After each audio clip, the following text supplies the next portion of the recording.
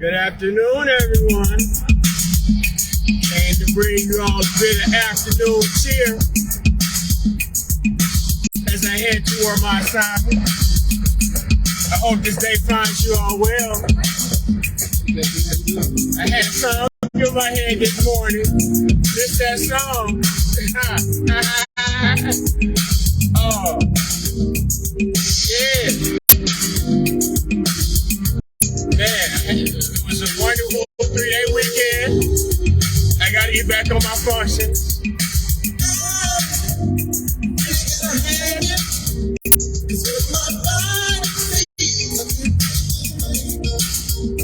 Yeah, gotta get back in it. So, get my mind focused, get my attitude adjusted.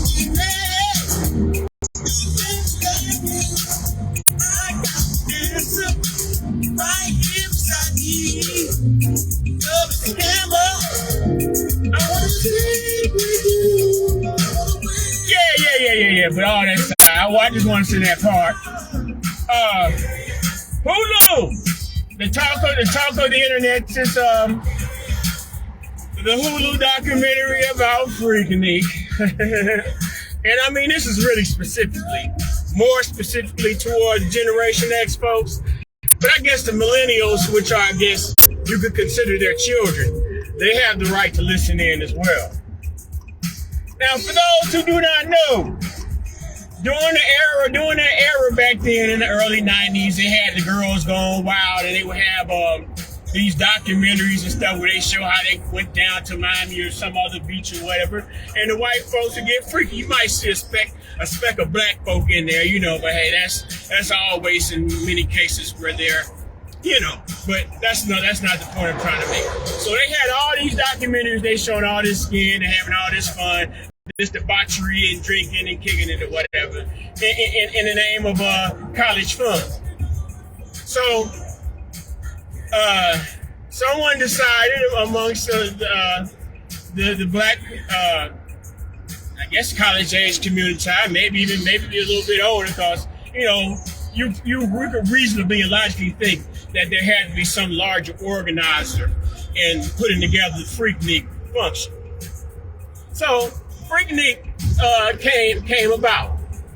Now, I myself, I am free. I cannot even be brought up in the. My name is Bennett. I ain't in it. My name is Ralph. Keep my name out y'all mouth when y'all talk about that Freaknik shit. Now, the first Freaknik, from my understanding, is the stuff of legends. And it was so phenomenal, evidently, that people decided we're going to do it again. So they did it again. And I mean, I guess, this particular document is going to focus on, I guess, the inaugural. I don't know. It's kind of hard for me to remember.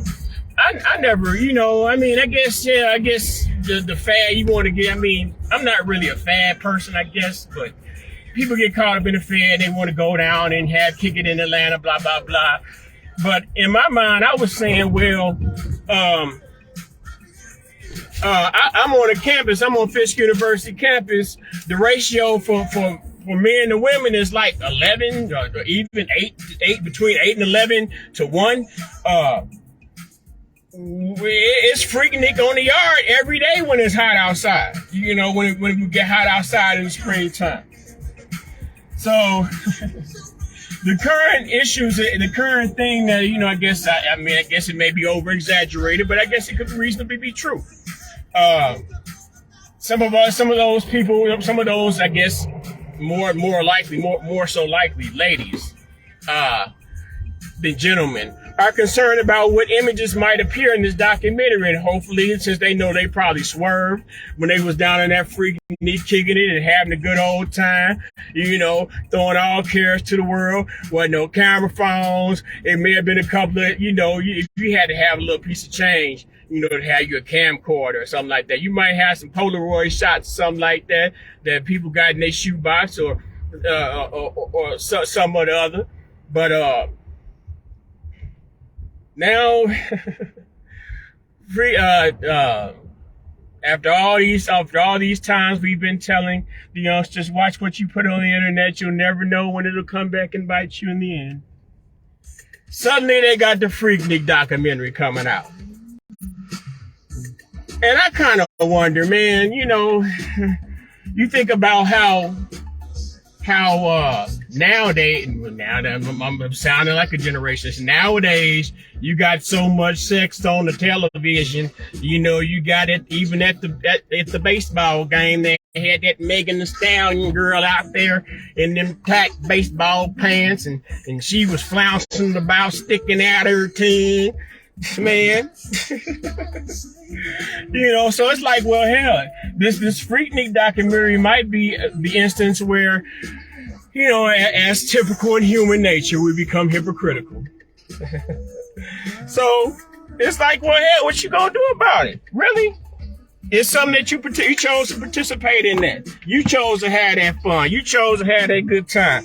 And I'm sure that you had a good time. Where my glasses go?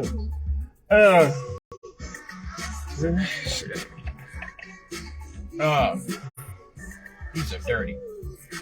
So, I was not involved, so I went to a college in the South. So, I was obviously, kind of involved in it. Not really had to be involved with, but I was adjacent to it, I guess you could say. And I was just getting to that point. In the era, what they call it, oh, there they go. They call it toxic masculinity.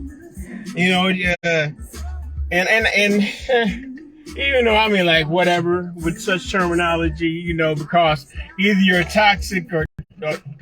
Masculinity stands alone in itself. You can, unless you want folks to be like, well, toxic femininity, there's a lot of toxic femininity that's a problem as well, and then it becomes a tit for tat between groups. But man, it's like, well, hell, some of y'all studs was out there like barbarians. And then they have the case of, it's like they come up with a terminology such as rape culture.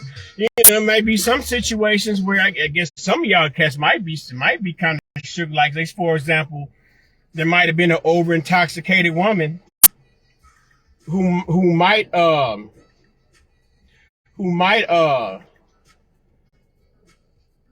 been a victim of a sexual assault. You got to look at this shit for real. Might have been a victim of a sexual assault. And, and there's a picture there, and she remembers the person's face, but she don't know their name.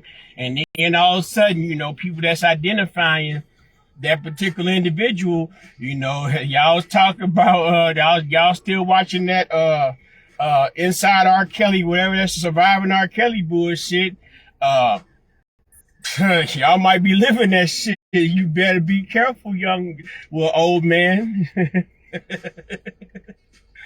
Cause hey,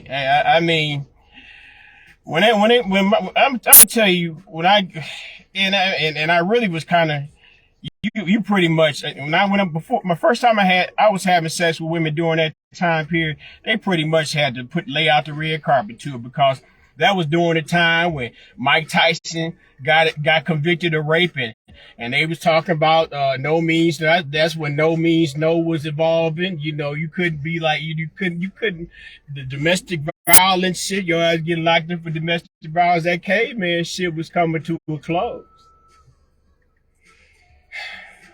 Even though it ain't never gonna come to that, because that's human nature. But Freaknik Doc. What time is it? I gotta go in. I don't know what they gonna do, Swell. We like I say, laissez-faire. I have a hands-off,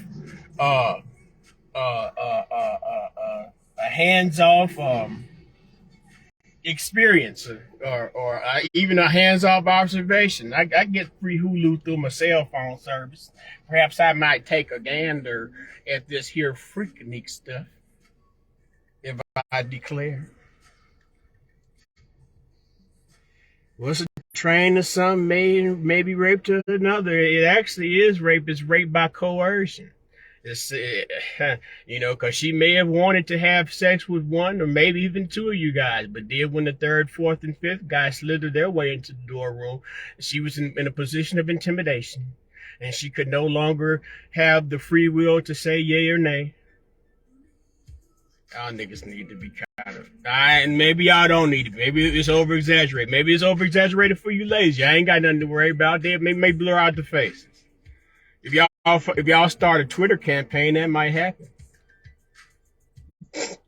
If I had a Twitter campaign to feed these poor nigga babies out here, it'd be a beautiful thing. But nevertheless, I gotta go in here and grab my sack on my plantation, which I finally call Candyland, and report to Master Candy and continue my level 4 training as level 4 cotton picker Esquire.